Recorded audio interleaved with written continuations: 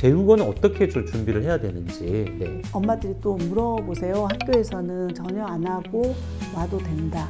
이렇게 말씀을 하시지만 문제는 주 6회 실수거든요. 국영수 사과보다도 훨씬 높잖아요. 그러니까 아이들 진도가 엄청 빠릅니다. 진도가 빠르다는 것은 그 수업량도 많으니까 감당을 다음에 못하거든요. 네, 안녕하세요. KNS학원 김치삼 원장입니다. 반갑습니다. 그래서 오늘은 특별한 손님을 모셨는데요. 대치동에서 가장 오래된 한영외고 전문 프로그램을 운영하고 계시는 청년학원 원장님을 모셨습니다. 안녕하세요. 대치 청년학원 원장입니다. 저도 이제 청년학원 원장님하고 뵌 지는 이제 몇 년 됐는데, 대치동에서 어떻게 보면 유일하게 한영외고 내신을 프로그램화 하신 가장 오래된 학원이라고 말씀드릴 수 있겠고, 우수한 자원들을 계속해서 많이 배출해내고 계시는 그런 학원이어서 저희가 오늘 같이 모시게 됐습니다. 그리고 원장님도 이제 그 자제분 둘을 또 이제 그 외고를 나온 그 학생들 키우신 이제 학부모님이시기 때문에 굉장히 한영외고 전문 그 학원으로서 입지가 되게 좀 공고해지지 않나 이런 생각하게 됩니다. 자, 그럼 오늘 준비한 거 오늘 청년 원장님하고 같이 한번 이제 진행을 좀 해보도록 하겠습니다. 올해 한영이 입결이 굉장히 좋죠. 좋았습니다. 네. 네, 어떻게 보세요, 원장님 입장에서는? 학생들이 일단 열심히 했고 학교에서도 전폭 지원을 하지 않았나. 그리고 25년도에는 결과가 조금 학생들이 원하는 방향은 아니었잖아요. 학교에서도 학생들을 굉장히 독려하고 학교에서도 필요한 지원을 아낌없이 해줬던 것 같습니다. 학교를 믿고 맡기시면 굉장히 좋은 결과로 보답할 것 같습니다. 현재 그 2학년, 현재 예비 고3 되는 친구들도 나쁘지는 굉장히 잘하는 학생이 맞습니다. 올해 기대를 더 많이 하거든요. 이거 이치에서는 아마 올해보다 좋지 않을까 싶어요. 예년 뭐 23명, 24명 간 거 회복하지 않을까 조심스럽게. 그래서 올해 한영외고 입결은 굉장히 좋았다. 그리고 올해 이제 한영외고 지원자들 예능하고는 좀 다른 부분이 있었는데, 일단 어머님들이 굉장히 좀 이 고교학점제에서는 이제 외고로 가는 것이 유리하다. 이런 걸 이제 잘 알고 계시고 입시적 흐름에 따라가시려고 했고, 그 다음에 여러 외고를 두고서 지원하시기 많은 고민들을 하시면서 좀 지원하셨는데, 다행히 제가 볼 때는 한영 지원자들 목표의식을 갖고 좀 지원한 분도 많았고, 우수 자원도 좀 굉장히 좀 많았던 것 같아요. 올해 같은 경우는. 뭐 어떤 말씀 먼저 해주실 수 있을까요? 학생과 학부모님이 서로 전략을 어떻게 가져갈지 3년 동안 그걸 고민하셔야 될 것 같습니다. 그래서 설명회를 많이 다녀보시고 우리 그 학생이 어떤 선생님, 어느 학원에 보내야 될지 결정하시는 게 중요할 것 같고요. 결국은 우리 아이한테 좋은 선생님이 좋은 선생님이다. 남한테 좋은 선생님보다. 그리고 학원 고르실 때 보면 실적이 굉장히 중요하잖아요. 그냥 이루어지진 않잖아요. 그래서 꼭 실적 보시고 내신에서 과연 1등급이 몇 명이나 나왔는지, 그다음 다니고 있는 학생 수가 얼마나 있는지 확인하시고 학원 정하시는 것도 좋은 방법일 것 같습니다. 어쨌든 1월부터 이제 프로그램 돌아가야 되니까 주어진 한 2주 정도 시간 안에 찾으셔야 되는 부분이 있는데, 제가 볼 때 원장님과 직접 상담하시는 게 가장 빠르실 것 같아요. 외고 학부모님이셨기 때문에 학부모 마음으로 일단은 운영하시는 분이기 때문에 상담 많이 하시면서 전체 스케줄을 좀 만들어 가시면 좋을 것 같습니다. 재고 얘기 막 올라오니까 재우부터 먼저 좀 얘기를 하면서 가면 좋을 것 같아요. 합격하고 나면 이제 학생들이 가장 힘들어하는 게 수학하고 그 다음에 이제 제국어. 살다 온 애들이 워낙 많아갖고 특히 한영이 많습니다. 외국에서 살다 온 학생들은 특히 한영이 많은 것 같더라고요. 요즘에는. 제국어는 어떻게 좀 준비를 해야 되는지. 제2전공은 내신 문법하고 독해, 그다음 중요 어휘, 발음 연습. 아이들 이제 전혀 모르는 상태라 생각하고 2달 정도를 공부를 하고 나면 내신 만점 내지는 1, 2등급 당연히 나오고요. 그다음 5월 정도 되면 자연스럽게 대화도 하더라고요. 그 정도로 2달을 통해서 한 학기 정도는 미리 선행하는. 그리고 이 선행을 이제 엄마들이 또 물어보세요. 학교에서는 전혀 안 하고 와도 된다. 이렇게 말씀을 하시지만 문제는 주 6회 실수거든요. 국영수 사과보다도 훨씬 높잖아요. 그러니까 아이들 진도가 엄청 빠릅니다. 진도가 빠르다는 것은 그 수업량도 많으니까 감당을 다음에 못하거든요. 그래서 미리미리 배워서 그때 복습 예습 철저히 하는 그런 과정을 준비하고 있습니다. 합격하시고 나면 이제 가장 먼저 알아보시는 게 제국어. 이게 시간표 짜는 게 너무 시간표 어떻게 짜는 게 가장 좋을까요? 한영외고가 워낙 이게 또 나름 다른 특성이 있는 학교다 보니까 네.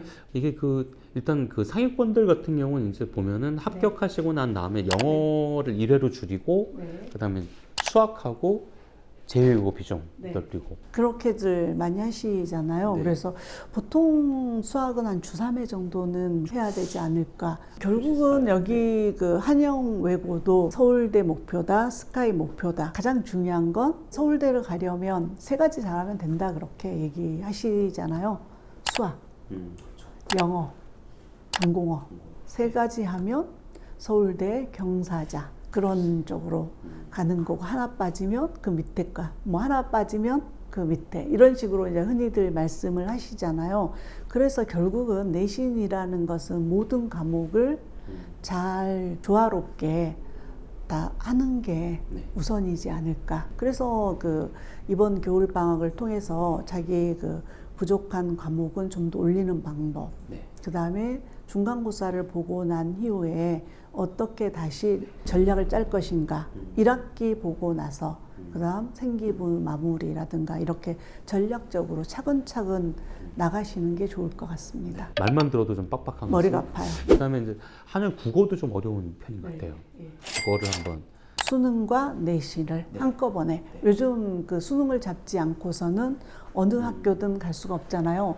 올해 특히 수능이 불수능이라서 최저 못 맞춰서 1차는 합격했지만 아마 2차는 많이 떨어진다는 그런 뉴스도 많이 접했잖아요. 그래서 특히 문학, 문법, 독서, 전범위를 다 할 수 있는 그런 학생들로 만들고 싶고요. 개념을 확실하게 잡아서 결국은 3년 후에 수능까지 완결할수록, 너무 내신만 하면 나중에 수능 기출이나 이런 유형 분석을 못해서 자기 실력보다 점수를 못 맞는 학생이 굉장히 많거든요. 한영이 국어 너무 어려우니까 학생들이 영어도 어렵지만 국어 쪽도 이제 좀 꼼꼼하게 챙기시면서 좀 가시면 좋을 것 같습니다. 한영은 영어 내신이 어렵다고 들으면 어떻게 준비하는데, 한영이 좀 어려운 게 일단 어휘 문제 비중이 큽니다.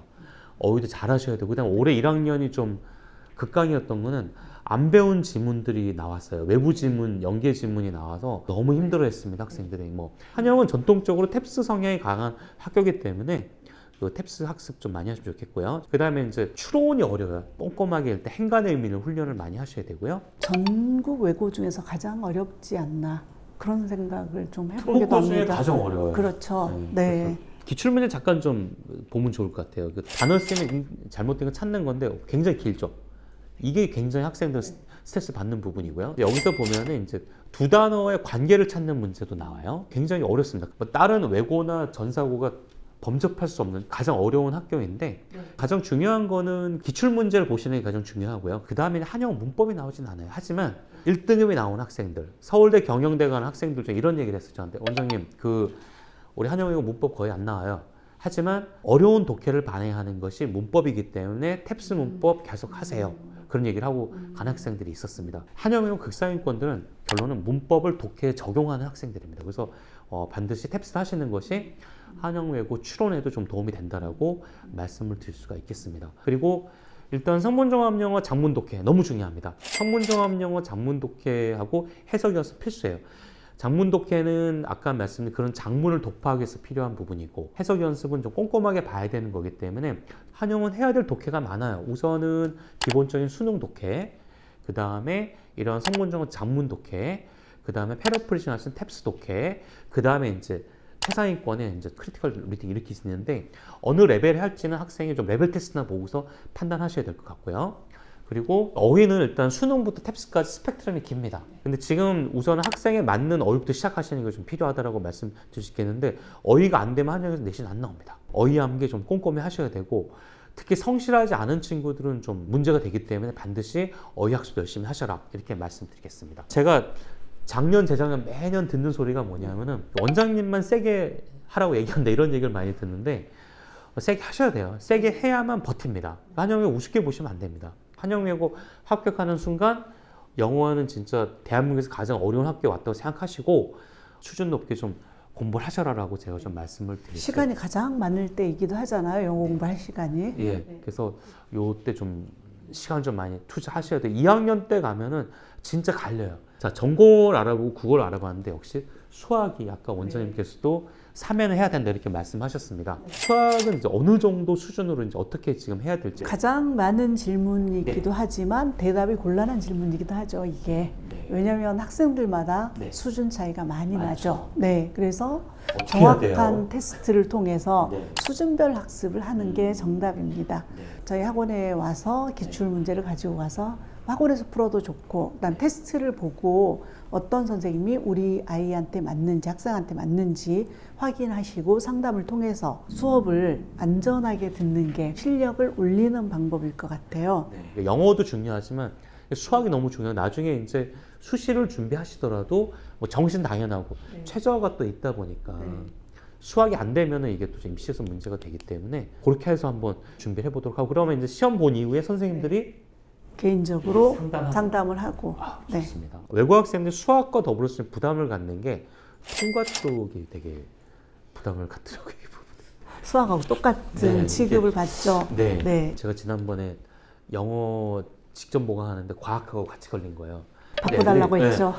과학 때문에 난리가 나갖고 시간표 바꾸셨지 않아요? 네, 맞아요. 그래서 막 난리가 나갖고 과학이 먼저다. 이게 지금 어마어마하니까. 근데 제가 느낀 게 뭐냐면 과학이 애들이 너무 스트레스 받아서 같은데 아이들의 1등급을 가르는 그 과목은 파트는 역시 물리하고 화학에서 납니다. 그래서 이번 한 번 내신 때만 배워서 되는 문제가 아니기 때문에 이번 겨울방학은 물리하고 화학 파트를 집중적으로 합니다. 기초까지 하고 이제 내신 다시 중간고사 기말 때는 심화 개념을 하면서 오답 정리. 문과 학생들이다 보니까 이것 때문에 굉장히 스트레스를 많이 받아요. 과학 좀 신경을 좀 많이 쓰시면 좋겠습니다. 이렇게 보면 한영외고 사회 과목 얘기가 나오네요. 평균 점수가 많이 높은 것 같은데 변별력을 어떻게 두느냐. 그 한영외고 학생들이 수학하고 과학이 좀 약한 학생들이 있는 반면 사회 과목으로 점수를 올리고자 하는 학생이 굉장히 많습니다. 그래서 정말 치열합니다.